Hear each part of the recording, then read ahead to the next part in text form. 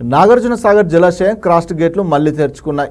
6 గేట్లను 5 అడుగుల మేరకు ఎత్తి స్పిల్వే ద్వారా 48,600 క్యూసెక్కుల నీరు దిగువకు విడుదల చేస్తున్నారు. నాగార్జున సాగర్కు 95,469 క్యూసెక్కుల ఇన్ఫ్లో వస్తుంది. అంతే మొత్తంలో అవుట్ఫ్లోగా కూడా వెళ్తుంది. సాగర్ జలాశయం ఇప్పటికే నిండు కుండలా మారింది. ప్రాజెక్ట్ నీటి మట్టం 590 అడుగులు కాగా అంతే మొత్తంలో నీరు ఉంది. గేట్లు తెరిచి నీటిని విడుదల చేస్తుండటంతో అధికారులు ఎప్పటికప్పుడు అప్రమత్తంగా వ్యవహరిస్తున్నారు. కాగా నాగార్జున సాగర్ సందర్శనకు పర్యాటకులు పోటెత్తారు.